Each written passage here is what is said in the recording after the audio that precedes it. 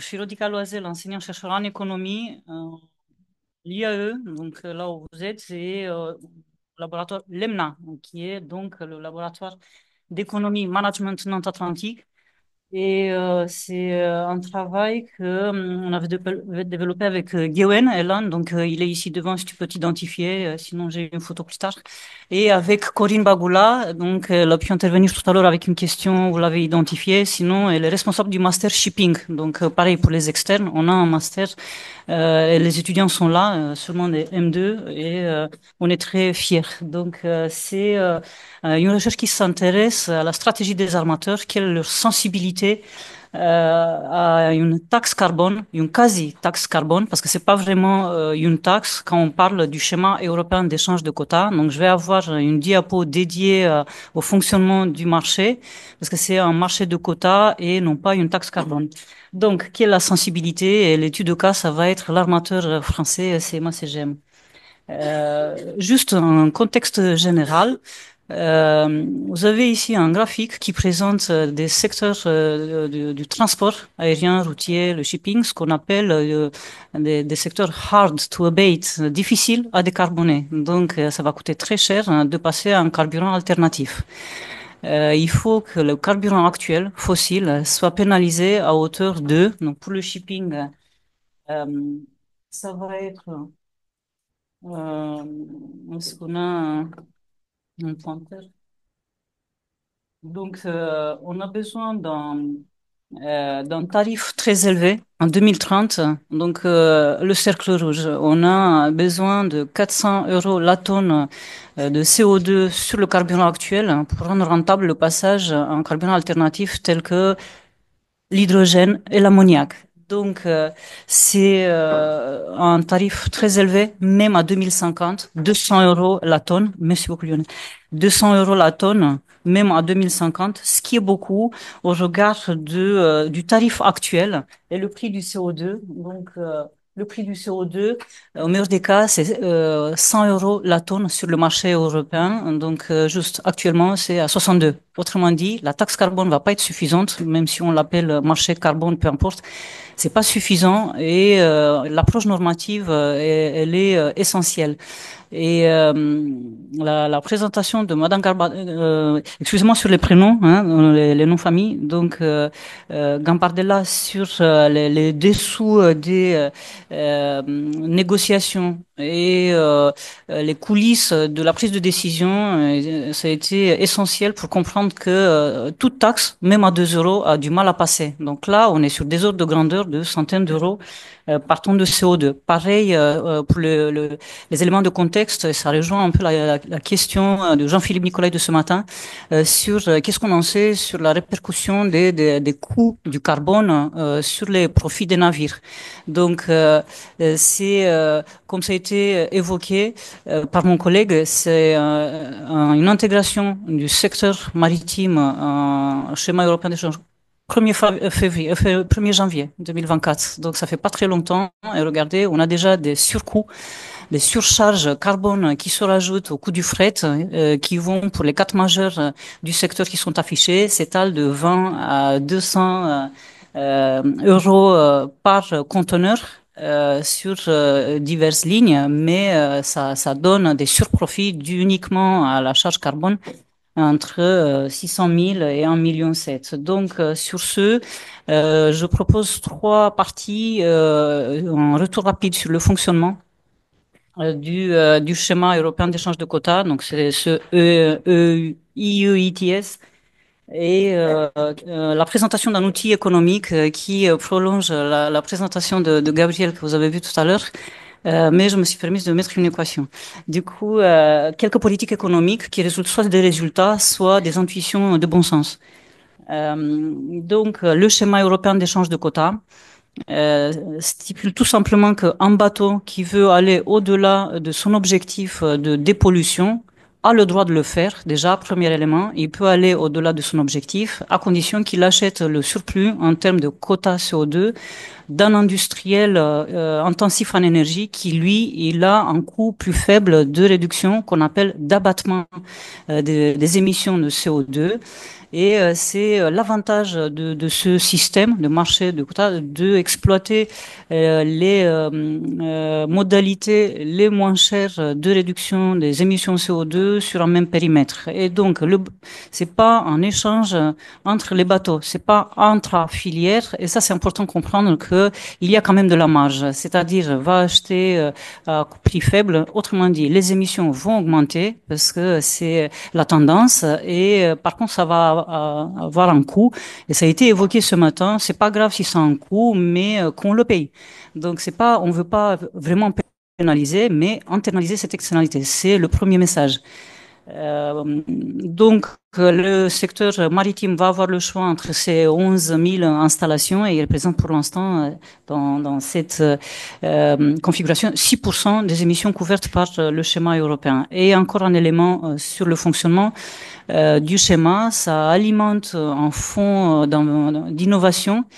Une partie revient au secteur pour la décarbonation et vous voyez, il y a juste 20% qui revient au transport, aux mobilités en général, dont une partie au shipping et tout ça pour dire que ça va pas être suffisant pour tout décarboner, que ce soit les navires ou encore les ports parce que le système portuaire, on l'a pas abordé, mais c'est sûr, c'est un sujet qui nous passionne et on sait que ça va être aussi un élément de la décarbonation. Il est d'actualité sur la feuille de route maritime nationale.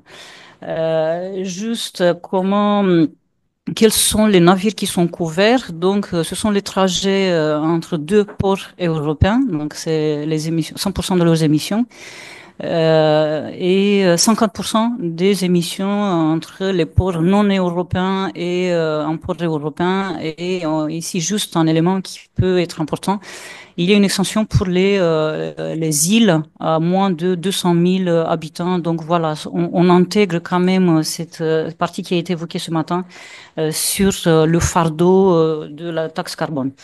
Un petit retour d'expérience de l'aviation, donc intégré aussi avec beaucoup de peine dans les négociations dans le schéma.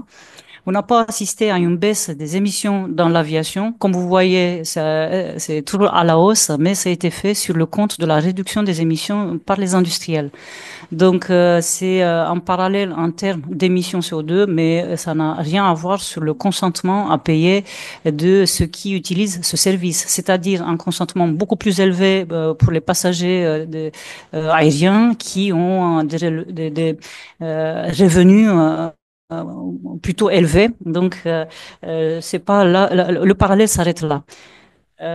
Les questions qu'on se pose en économie, on a déjà évoqué les mesures opérationnelles qui existent déjà et on les classe ici sous l'axe OX, c'est-à-dire à coût négatif. Autrement dit, on les a, ça peut être le ralentissement de la vitesse comme ça a été évoqué ou dans les mesures opérationnelles, ça peut être ce que j'avais évoqué, le routage, l'optimisation du routage en fonction de la météo. Donc, à faible coût, on peut les intégrer. Ça a un coût, mais ça a aussi des bénéfices, ce qui fait que le coût net, il est négatif. Donc, ce qu'on appelle le coût d'abattement négatif, on trouve ces mesures plutôt opérationnelles, alors qu'avec un coût plutôt élevé, ça va être les mesures techniques qui consistent à installer des voiles, panneaux solaires ou passer un carburant alternatif propre. Donc ça peut monter jusqu'à 200 euros la tonne. Autrement dit, ça devient rentable si la taxe carbone augmente. Et on garde en tête mesures opérationnelles, mesures techniques pour comprendre les résultats du modèle. Donc, que Gewen a développé en se focalisant sur le segment porte-conteneur. Donc, c'est là, on a une bonne culture grâce à la présentation de tout à l'heure de Gabriel sur le segment de porte-conteneur. Donc, nous aussi, on regarde ce segment. C'est juste pour comprendre la stratégie d'un armateur. Donc, comme vous avez dit, c'est facile à suivre, à décortiquer. Il y a des données. C'est dans la motivation du choix. Et donc, le focus est sur sur les lignes liant l'Europe à l'Asie avec plusieurs types de bateaux, donc par type de tonnage. Et la stratégie, elle est de long terme, donc tant d'investissement dans la flotte que de court terme sous un an de dispatching des bateaux, à condition que la demande soit satisfaite. Donc, on est sous cette contrainte forte on satisfasse la demande de port à port. Donc, c'est un modèle qui intègre aussi des inputs en termes de coûts par navire, hein, en termes de caractéristiques de la flotte et toujours sur le côté input d'innovation avec ce panier de mesures innovatives et opérationnelles. En sortie, on vise la vitesse optimale, le mix de la flotte par type de navire et les émissions de carbone. Et au milieu, donc, on a le corps du modèle qui mouline donc les inputs via un module donc d'optimisation et c'est là où la taxe carbone elle est introduite, notamment ici. Donc, on a un coût de long terme. Non, c'est classique. Hein, donc, c'est là où ça peut être intéressant, c'est la taxe carbone.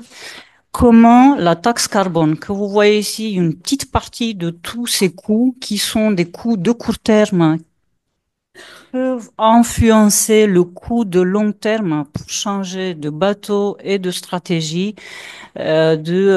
d'optimisation en fin de compte sur le long terme, sur les 30 ans de vie technique que tu as pu avoir pour un bateau, si c'est bien ça, ou 25. Donc, c'est ce coefficient d'émission, il est fixe ici où ça dépend des bateaux, mais il influence parmi d'autres coûts. Donc, quelle est l'influence que ça peut avoir? C'est cette sensibilité qu'on essaye d'avoir là encore en rentrant les données. Et je pense que c'est assez classique, non, dans cette littérature, je passe avec des mesures opérationnelles où on a aussi un carburant alternatif, ça va être l'hydrogène à un coût plutôt élevé, mais on garde aussi les carburants euh, conventionnels, même pour les nouveaux bateaux.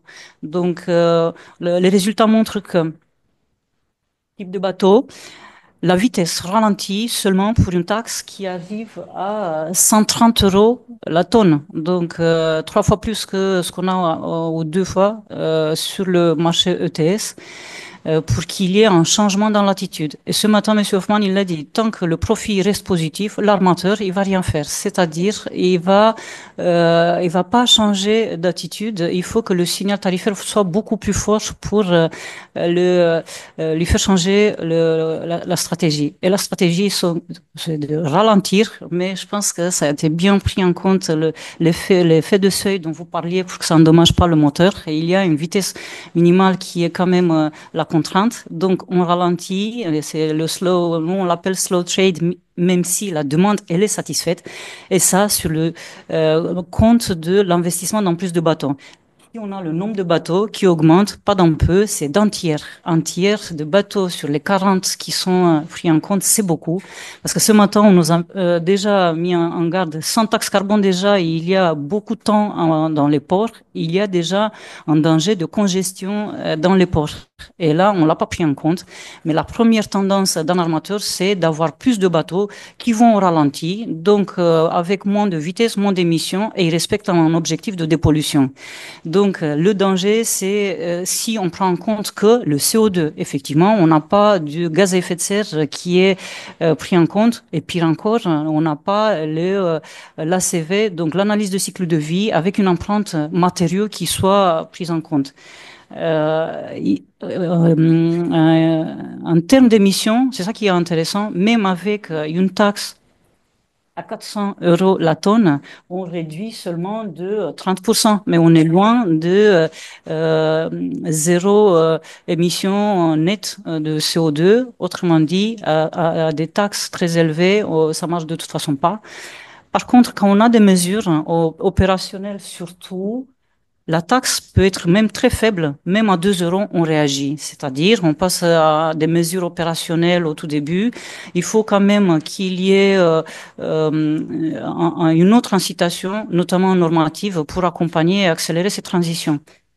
Euh, de toute façon, c'est trop coûteux. Je pense qu'aucun carburant alternatif n'est sorti dans les résultats. Guylaine, tu me reprends, mais à la pause. Et du coup, dans les politiques économiques, euh, on peut garder en tête qu'il y a une fuite des émissions de carbone vers les nouveaux navires. Donc ça peut être une stratégie rapide et immédiate et qu'on a besoin de ce qui a été rappelé par la théorie des contrats avec le MRV, qui est donc le Monitoring, Reporting and Verification, avec donc le suivi des émissions pour qu'on n'attende pas un signal de 400 euros pour juste constater que les émissions ont été réduites d'un tiers seulement. Donc, je reprends le graphique qui a été montré ce matin. C'est vrai que les économies se baladent toujours avec ce type de graphique. Donc, en temps normal, il y a une demande, mais ici, elle est élastique, vous allez me dire. Donc, elle est élastique. Dès qu'on met un taxe, on fait ce qu'on appelle un shift de la courbe de l'offre que vous avez vu ce matin. Et ce déplacement fait augmenter automatiquement le coût du fret. Donc, il faut s'attendre à ça. En pratique, on a cette demande inélastique. Donc, il va y avoir un fardeau pour la gymnastique visuelle, je le reprends. Donc, ça, c'était un partage plutôt sur la charge de l'affréteur, de l'armateur, alors qu'ici, ça passe plus sur le consommateur. Il est inélastique. Il n'y a pas de substitut au service maritime. Et on parle d'une demande ici agrégée. En général, on a des demandes, que ce soit par service, comme ça a été évoqué. Pour le vraquier, c'est pas la même chose. Ou aussi par segment de consommateurs qui n'ont pas tous la même réaction à la hausse des prix. Mais en tout cas, tant que ce profil reste positif, il n'y a pas de stratégie de décarbonation et de toute façon, c'est le consommateur, j'allais dire le plus inélastique, mais ils le sont tous. Après, ce qui est moins ressenti, c'est en fonction donc de l'élasticité de la demande au revenu.